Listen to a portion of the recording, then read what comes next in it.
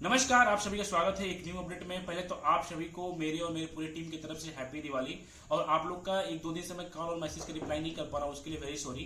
But जितना भी मुझे अपडेट मिला है और जो आप लोग का डाउट है उस डाउट को मैं इस वीडियो में क्लियर कर दूंगा।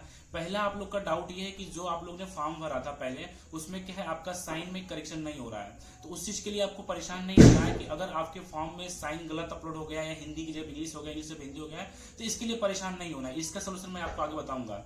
और कुछ लोग भी ये भी पूछ रहे थे कि सर क्या एग्जाम डेट इंक्रीज होगा, तो वो भी उस चीज के बारे में डिस्कस किया जाएगा। पहले जो सबसे जेन्युइन डाउट है उस डाउट को मैं क्लियर कर देना चाहता हूं, उसके बाद मैं स्टेप बाय स्टेप हर एक चीज को मैं क्लियर करूंगा।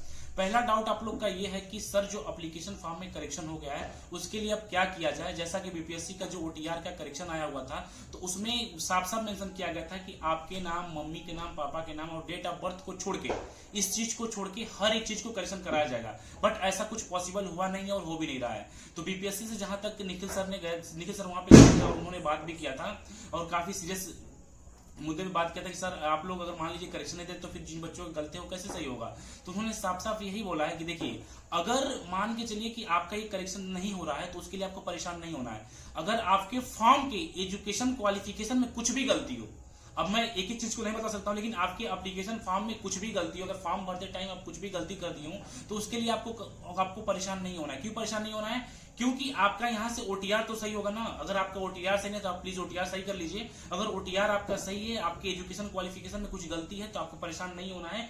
क्योंकि प्री के बाद आपको मेंस का भी फॉर्म भरा जाएगा। जब मेंस का फॉर्म भरा जाएगा तो वहां से उस चीज को करेक्ट कर लिया जाएगा और वहां से आपको किसी प्रकार का इश्यू नहीं होगा। बहुत से स्टूडेंट कहते हैं सर फॉर्म रिजेक्ट हो जाएगा।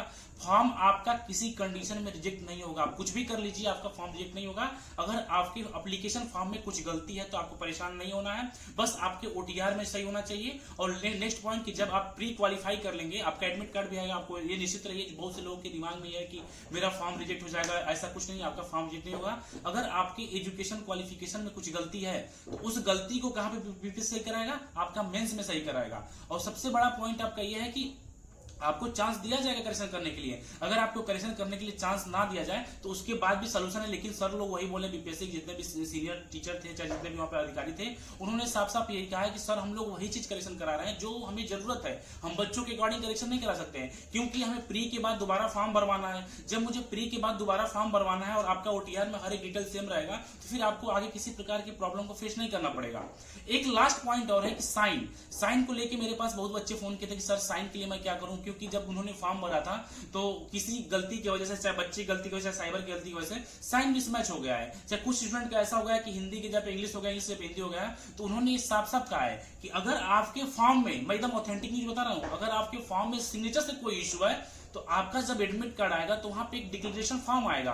उस डिक्लेरेशन फॉर्म के थ्रू, जब आपके पास डिक्लेरेशन फॉर्म आएगा ना, उस डिक्लेरेशन फॉर्म के थ्रू आपको क्या करना, वहां पे करेक्ट साइन करना रहेगा। और आप अपने जिले के जो अधिकारी होंगे, गेस्टेड ऑफिसर होंगे, उनसे उस चीज को वेरीफाई करा के उस चीज को आगे आप अपने एग्जामिनेशन हॉल में लेके चले जाएंगे। 2 घंटा पहले वहां से वेरीफाई हो जाएगा। तो ये प्रॉब्लम आपका खत्म हो गया।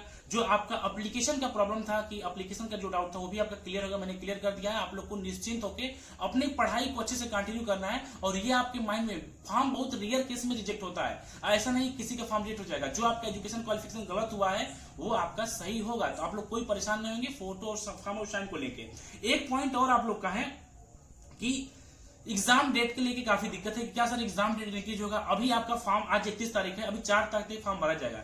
4 तारीख के बाद आपका एक ऑफिशियल डाटा आ जाएगा कितने लाख बच्चे ने फॉर्म भरा है। अगर आपका फॉर्म 10 लाख से ज्यादा होगा, अगर जो आपका एप्लीकेशन फॉर्म 10 लाख से ज्यादा होगा, तो आपका एग्जाम डेट इंक्रीज होने का 100% चांस है। अगर अप्रॉक्स 5, 6, 7 लाख होता है तो फिर एग्जाम डेट जो आपका जो आया वही कंफर्म है। लेकिन हाँ, इंक्रीज हो सकता है, लेकिन 10 लाख के ज्यादा आपका फॉर्म भरा जाएगा तब आपका फॉर्म डेट जो है, जो एग्जामिनेशन डेट है वो आपका इंक्रीज हो जाएगा।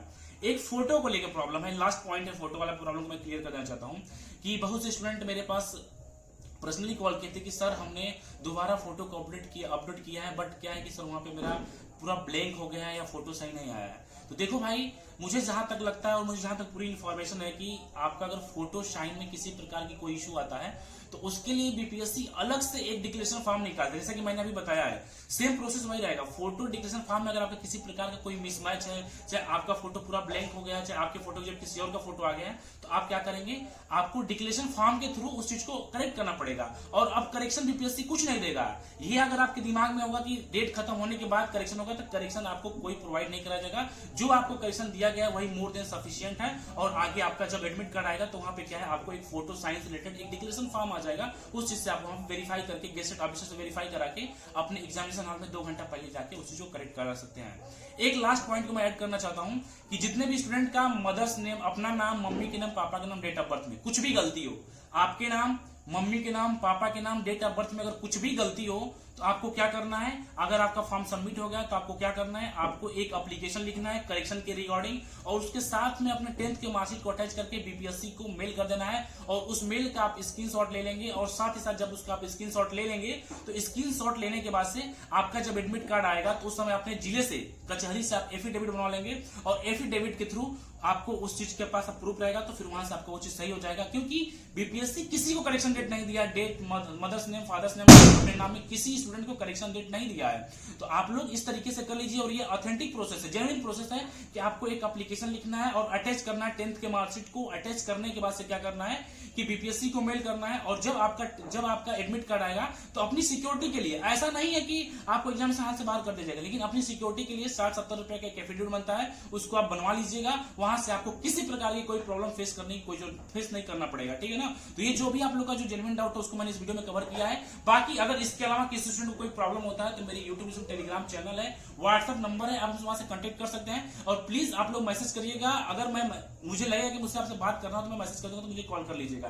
बाकी मैं जिसका रिसीव कॉल नहीं कर पाता उनके प्रॉब्लम को मैं सोल्यूशन बता दिया हूं। अगर किसी स्टूडेंट को किसी प्रकार की कोई डाउट होता है तो YouTube Telegram channel, WhatsApp number है, मुझे कॉल भी कर सकते हैं। मिलते हैं आप लोग को नेक्स्ट अपडेट में। धन्यवाद, जय हिंद।